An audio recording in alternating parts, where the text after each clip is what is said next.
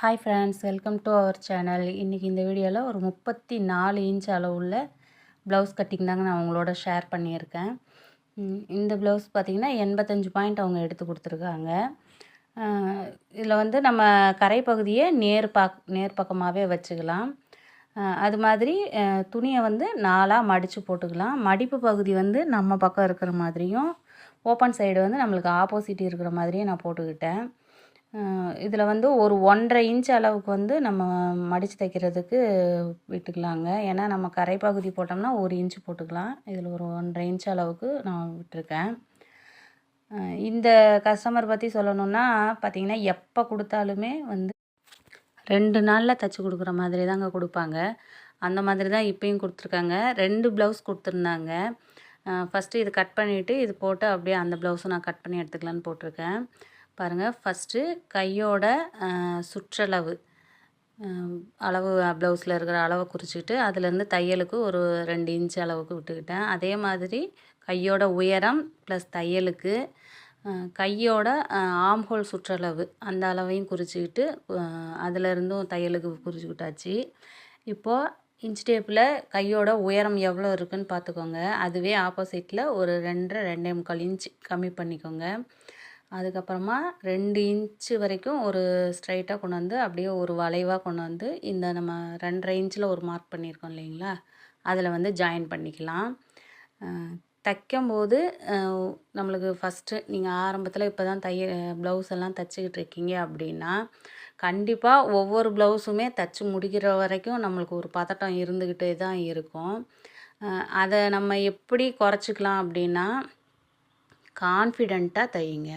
கண்டிப்பாக நம்மளால் இந்த ப்ளவுஸை நல்லபடியாக தைச்சி முடிக்க முடியும் அப்படின்ற அந்த கான்ஃபிடெண்ட்டோடு தைச்சோம்னா கண்டிப்பாக அதில் நீங்கள் சீக்கிரமாகவே அந்த ப்ளவுஸை வந்து நீட்டாக தைச்சிக்கலாம்.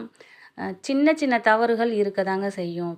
பெரிய டெய்லர்ஸாக இருந்தால் கூட அவங்களுக்கும் சின்ன சின்ன தவறுகள் இருக்க தான் செய்யும். எல்லாருமே பர்ஃபெக்டாக தைச்சி கொடுக்குறதில்ல.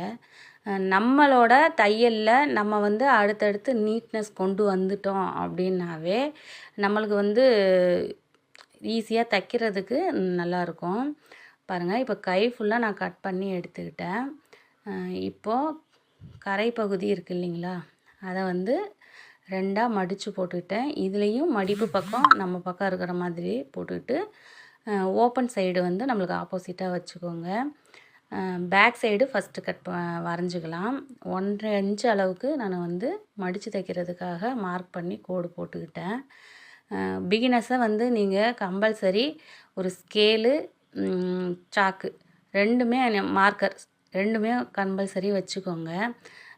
சாக் பீஸில் நம்ம மார்க் பண்ணும்போது கொஞ்சம் அளவுகள் வந்து ஃபஸ்ட்டு நம்ம பிகினர்ஸாக இருக்கும்போது குறிக்கிறதுலாம் மாறுபடும். பாருங்கள், உடம்பு ப்ளவுஸோட உயரம் மார்க் பண்ணி தையலுக்கு மார்க் பண்ணிட்டேன். அதே மாதிரி கழுத்து, பின் கழுத்து உயரமும் மார்க் பண்ணி அதுக்கும் தையலுக்கு விட்டுட்டு பாக்ஸ் போட்டு வரைஞ்சி எடுத்துக்கிட்டேன். இதில் வந்து நம்ம ஷோல்டர் தனியாக கட் பண்ண போகிறதில்ல, நேர் கட்டிங் தான். அதனால் அப்படியே நான் மடித்து நம்ம உயரத்துலேருந்து தையல் கூட்ட பகுதியிலேருந்து மிச்ச துணியை 2ஆக மடித்து போட்டுக்கிட்டேன். இப்போ வந்து இது 2 சைடு, பேக் சைடு கீழே இருக்குது, ஃப்ரண்ட் சைடு வந்து நம்மளுக்கு மேலே இருக்குது. ஃப்ரண்ட் சைடில் கழுத்து குறிச்சிக்கலாம். 2.5 இன்ச் குறிச்சிக்கிட்டேன். அளவு ப்ளவுஸில் முன்கழுத்து உயரம் எவ்வளோ இருக்குதுன்னு பார்த்துட்டு அதையும் குறிச்சிக்கிறேங்க. அதே மாதிரி பெல்ட்டோட உயரம், கிராஸோட உயரம் கொக்கி பகுதியிலேருந்து, அதே மாதிரி கிராஸோட சென்டர் உயரம், ஷோல்டரோட அகலம்.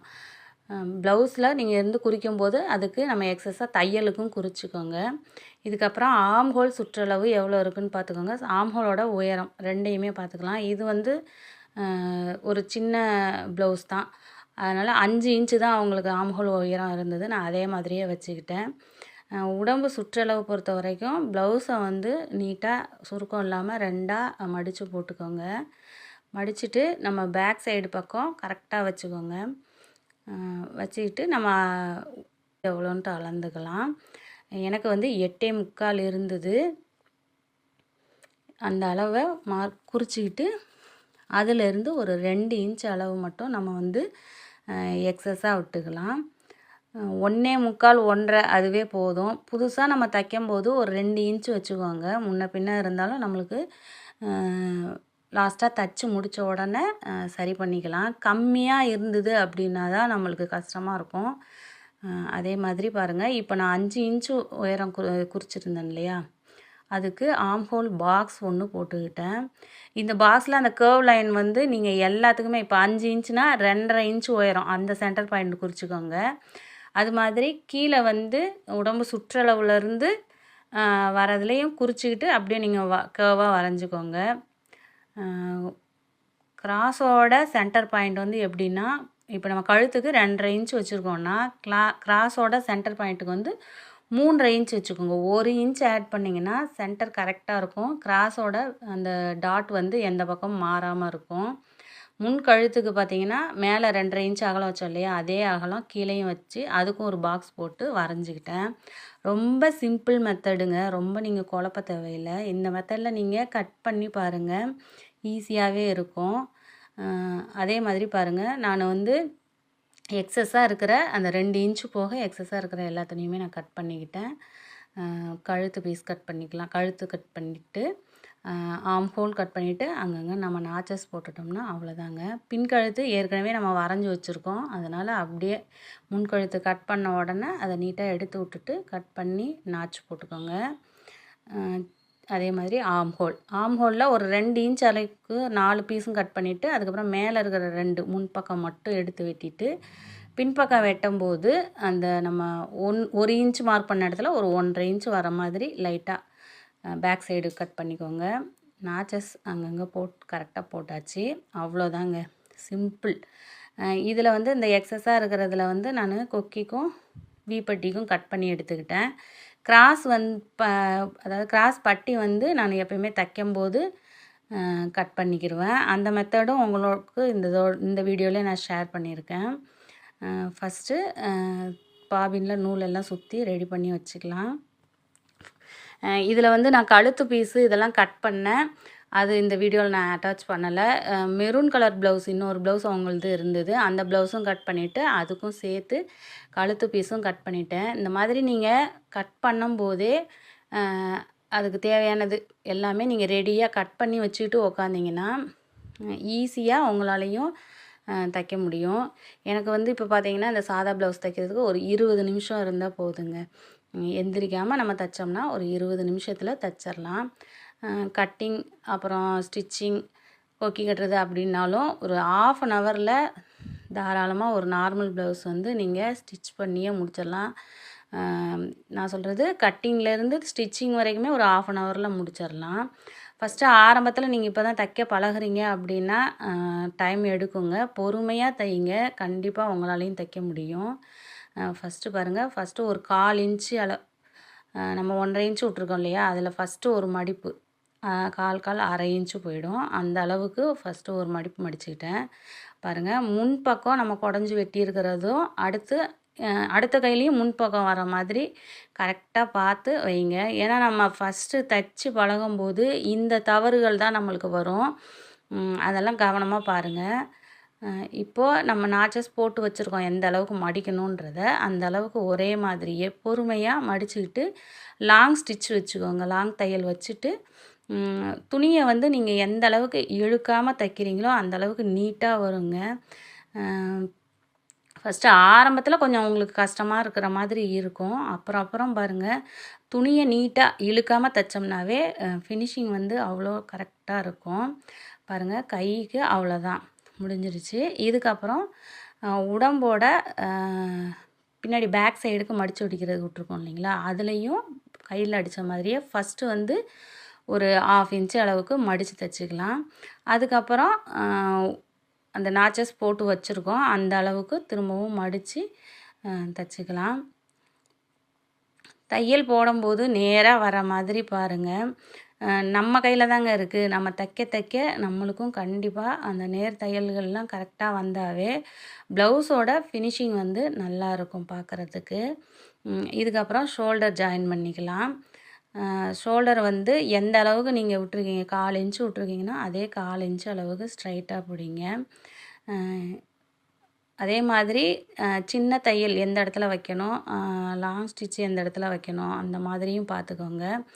இதில் கொஞ்சம் மீடியம் தையல் நம்ம வந்து ஒரு 2.5 3 3 பாயிண்ட் இருக்கிற அளவு 2.5 பாயிண்ட் இருக்கிற அளவு வச்சாவே சரியாக இருக்கும் தையல். பாருங்கள், முன்பக்கம் கிராஸ் வந்து நான் ஒரே இதாக தான் இருக்குது, ரெண்டையும் நான் வெட்டலை. ஏன்னா நம்ம மடித்து தைச்சதும் நம்ம ஷோல்டர் பிடிச்சிருக்கோம் இல்லைங்களா, ரெண்டும் சேமாக ஒரே சைடாக இருக்கான்னு பார்த்துக்கோங்க. ஏன்னா நம்ம வந்து உல்ட்டாவாக தைச்சிட்டோம்னா அப்புறம் திரும்ப எல்லாமே பிரிக்கிற மாதிரி வரும். ஃபஸ்ட்டு ஆரம்பத்தில் நம்மளுக்கு வந்து இந்த தவறுகள் தான் சின்ன சின்ன தவறுகள் வரும். இதுதான் நம்மளுக்கு வந்து பிரிக்கிற மாதிரியும் வரும். பாருங்கள், ஃபஸ்ட்டு உள்பக்கம் உங்களுக்கு கன்ஃபியூஷனாக இருக்குது அப்படின்னா மார்க் பண்ணிக்க. கிராஸ் ஸ்டார்ட் பிடிச்சிக்கிட்டேன். அளவு ப்ளவுஸில் எந்த அளவுக்கு இருக்குன்னு கூட நீங்கள் பார்த்து மார்க் பண்ணிக்கலாம். அதே மாதிரி கழுத்து சைடு இருக்கிற பகுதியை 2 சரி பாதியாக மடித்து சென்டர்லேருந்து பிடிச்சிக்கிட்டேன். அது மாதிரி ஆம்ஹோல்லேருந்து பிடிக்கிற டாட்டும் பிடிச்சாச்சு. பாருங்கள், கரெக்டாக இருந்தது. இந்த இதில் உங்களுக்கு புரியல அப்படின்னா சொல்லுங்கள், கண்டிப்பாக நானும் எனக்கு தெரிஞ்ச விதத்தில் நான் உங்களுக்கு சொல்லித்தரேன். 2 தையலும் போட்டுக்கலாம். நான் வந்து கார்னரில் வந்து ஒரு ரிவர்ஸ் ஸ்டிச் போட்டுக்குவேன். அப்போம்போது எனக்கு ஒரு தையலுக்கே ஸ்ட்ராங்காக இருக்கும். அது மாதிரி உங்களுக்கு என்ன கரெக்டாக இருக்கோ அது மாதிரி இதுதான் 2 ஸ்டிச்சு தான் போடணும், அப்போ தான் கரெக்டு, ஒரு ஸ்டிச் போட்டால் தப்பு அப்படிலாம் இல்லை. நீட்டாக எந்த அளவுக்கு நம்ம நூல் பிரியாமல் கரெக்டாக தைக்கிறோம் அப்படின்றதுல தான் இருக்குது. பாருங்கள், நான் இப்போ வந்து பெல்ட் தைக்கிறதுக்கு உங்களுக்கு எப்படின்ட்டு சிம்பிள் மெத்தடுங்க இது மாதிரி நீங்கள் தைக்கும்போது ஏற்றம் இறக்கம் இல்லாமல் கரெக்டாக இருக்கும். ஃபஸ்ட்டு நம்ம டாட் பிடிச்சோம் இல்லைங்களா, அதை வந்து கரெக்டாக வச்சுட்டு பெல்ட்டுக்கு வந்து நம்ம எக்ஸஸாக இதில் துணி இருக்குது இல்லைங்களா, அது எனக்கு 2 பக்கத்துக்குமே இதுவே இருந்தது. அதனால் நான் அப்படியே மடித்து போட்டுக்கிட்டு கரெக்டாக ஷோல்டர் பகுதி, ஆம்ஹோலு, கழுத்து எல்லாமே கரெக்டாக வச்சுக்கிட்டு மார்க் பண்ணிக்கிட்டு எந்த அளவுக்கு நம்ம பிடிப்போன்ட்டு பார்த்துக்கோங்க. கீழ் உயரமும் அப்படி தான் நம்ம மடித்து தைச்சதில் கரெக்டாக வச்சுக்கிட்டு நம்ம பிடிச்சிட்டு அடிக்கிற அளவு 1/4 இன்ச்சு 1 பாயிண்ட் அந்த அளவுக்குள்ளார இருந்தால் போதும். ஃபஸ்ட்டு நல்லா சாக் பேஸ்ட்டாக வரைஞ்சிட்டு அதுக்கப்புறமா கட் பண்ணிக்கோங்க. கட் பண்ணிவிட்டு எது அதாவது இடுப்பு உயரம் பக்கம் எது வரும், அதே மாதிரி கொக்கி பக்கம் எது வருன்றதுக்கு சின்னதாக ஒரு அர்க்காத் போட்டுக்கோங்க. இதுலேயும் லெஃப்ட் அண்ட் ரைட் மாறாமல் நம்ம தைக்கணும். இதுவும் நம்ம ஃபஸ்ட்டு தைக்கும்போது வர தவறுகள் தான். நம்ம வந்து கொக்கி பட்டி வைக்கிற பக்கம் வைக்கிற பெல்ட்டை வந்து மாற்றி வச்சிட்டோம்னாலும் உயரம் மாறிடும். மாறாமல் இருக்கிறதுக்கு இந்த அர்க்காத்தெல்லாம் கண்டிப்பாக போட்டுக்கிட்டிங்கன்னா அதெல்லாம் உங்களுக்கு கரெக்டாக இருக்கும். பாருங்கள், எப்பயுமே நம்ம தைக்கும்போது அர்க்காத் சைடு முடியுதுன்னா அடுத்த பீஸ் தைக்கும்போது அதே அர்க்காத் சைடு ஆரம்பிக்கிற மாதிரி வச்சு தைச்சிங்கனாவே அளவுகள் வந்து மாறாமல் ஒரே கிடைக்கும்.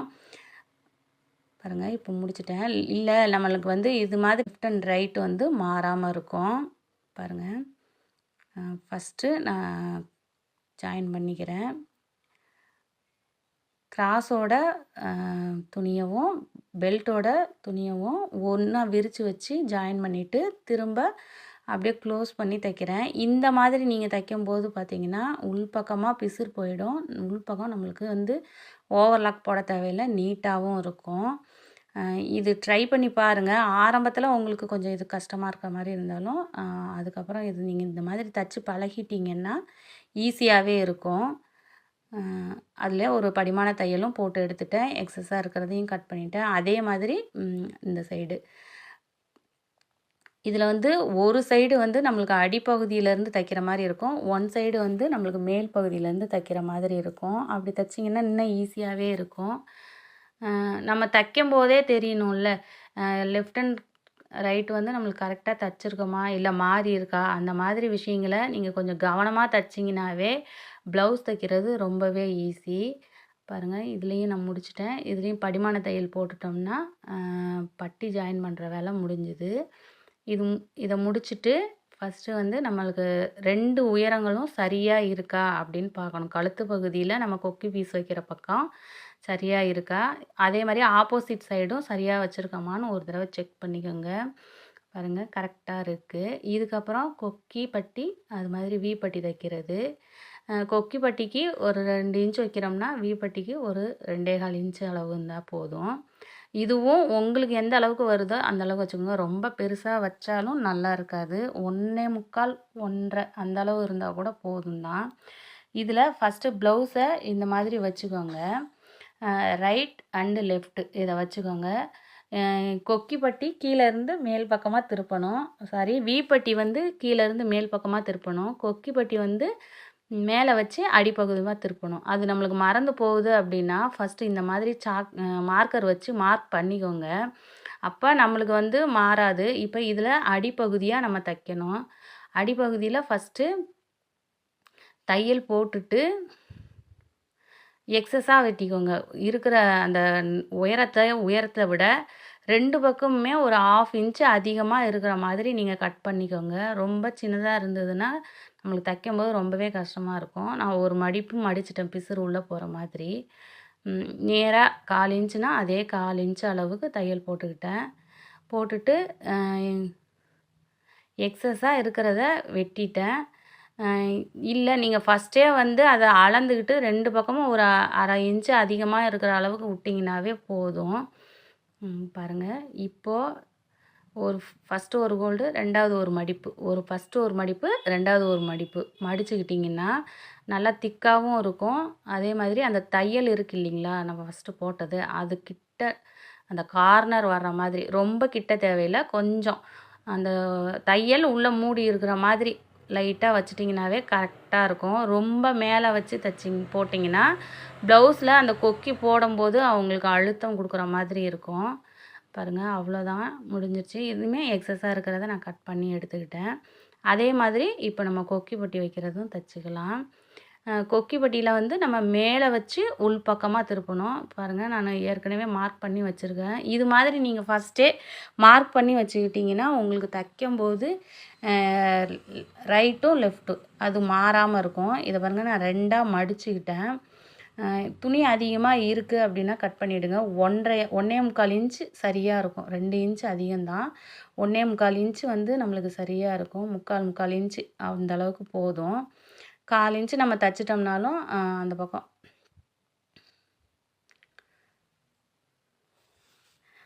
இப்போ ஃபுல்லாக தையல் போட்டு எடுத்துக்கலாம்.